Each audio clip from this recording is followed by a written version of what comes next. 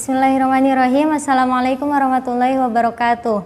Baik anak-anak, hari ini kita akan belajar pelajaran Al-Quran Hadis dengan materi yang masih sama, yaitu mempelajari surat An-Nasr. Pada kesempatan kali ini kita akan membahas lebih rinci mengenai kandungan yang terdapat di dalam surat An-Nasr. Nah, apa manfaat menghafal surat An-Nasr? Manfaat hafal surat An-Nasr antara lain adalah dapat dibaca pada setiap sholat, baik sholat fardu maupun sholat sunnah. Kalian dapat membacanya setelah surat Al-Fatihah. Tentunya bukan hanya surat An-Nasr yang dapat dibaca pada setiap sholat, tetapi surat-surat lain dalam Al-Quran juga dapat dibaca ketika kita sedang sholat. Surah An-Nasr merupakan bagian dari surat-surat pendek dalam Al-Quran yang mesti dihafal oleh setiap muslim. Nih, sekarang Ibu akan membacakan arti dari setiap kata surat An-Nasr. Idza, apabila, jaa, telah datang, nasrullah, pertolongan Allah, wal fath, kemenangan, waro'aita, dan engkau melihat an-nasa, manusia, yadkhuluna, mereka masuk fi dinillahi, agama Allah, afwajan, berbondong-bondong. Fasabbih, maka bertasbihlah, bihamdi, dengan memuji, rabbika, Tuhanmu, wastaghfirhu, dan mohonlah ampun kepadanya, innahu, sungguh dia, kana, adalah tawwaba, maha penerima taubat. Selanjutnya, kandungan yang didapat di dalam surat An-Nasr adalah setelah sekian lama Rasulullah dan kaum muslimin berjuang tiada kenal lelah, pada akhirnya datanglah pertolongan Allah, sehingga dengan mudah kota Mekah dapat ditaklukkan. Semula Rasulullah merasa khawatir, resah, dan bertanya-tanya menunggu datangnya pertolongan Allah yang tiada kunjung datang. Padahal beliau telah berjuang dengan sedemikian maksimal. Dalam situasi seperti itulah datang pertolongan Allah, sehingga Rasulullah dan kaumnya ditegur agar meminta ampunan dan bertobat kepada Allah. Penaklukan kota Mekah disebabkan adanya pelanggaran kaum musyrikin terhadap salah satu isi perjanjian Hudaybiyah. Mereka melakukan penyerangan terhadap suku Khuza'ah yang termasuk dalam perlindungan Rasulullah dan membantu Bani Ka'ab yang masuk dalam perlindungan kaum musyrikin Mekah. Atas dasar pelanggaran itu, Rasulullah menghimpun kekuatan kaum muslimin yang berjumlah 10.000 orang menuju Mekah untuk membebaskan kota tersebut dari kemusyrikan. Peristiwa ini tepatnya terjadi pada bulan Ramadan atau yang bertepatan dengan tahun ke-8 Hijriyah,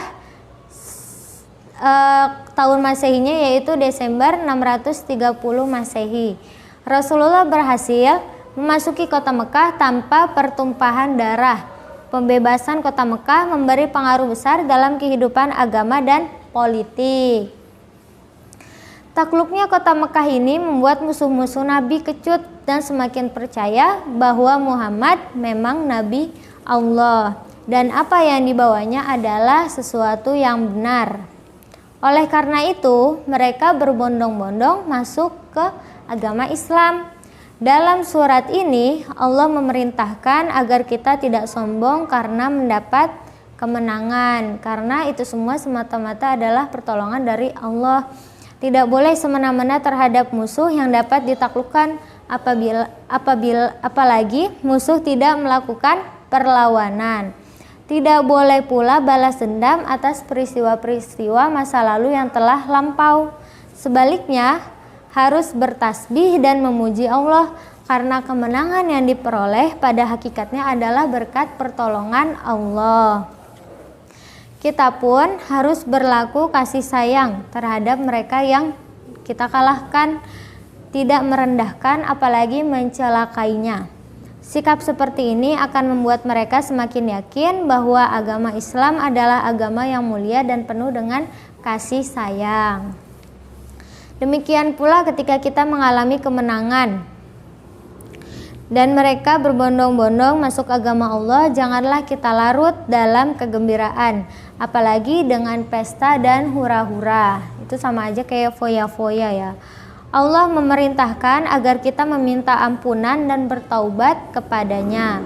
Karena boleh jadi ketika kita menang terbesit rasa angkuh dan sombong.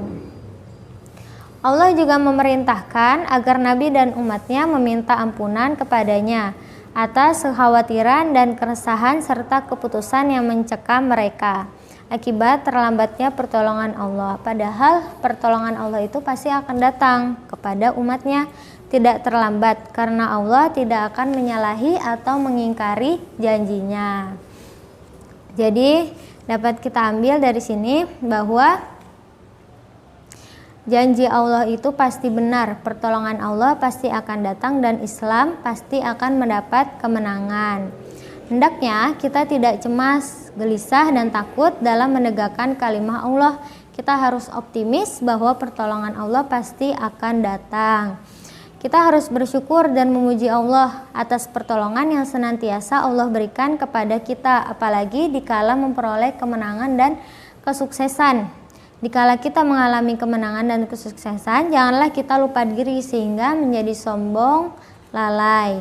Kita harus senantiasa memohon ampunan dan bertobat kepadanya, karena boleh jadi banyak dosa yang kita lakukan ketika mendapat cobaan atau kesuksesan. Nah, yang terakhir, surat An-Nasr ini diturunkan di Mekah sesudah surat At-Taubah yang terdiri dari 3 ayat dan termasuk golongan surat Madaniyah. Mungkin cukup sampai di sini penjelasannya. Untuk tugasnya kalian bisa mengerjakan halaman 14 bagian A. Oke, mungkin cukup sekian pelajaran Al-Quran Hadis kita pada hari ini.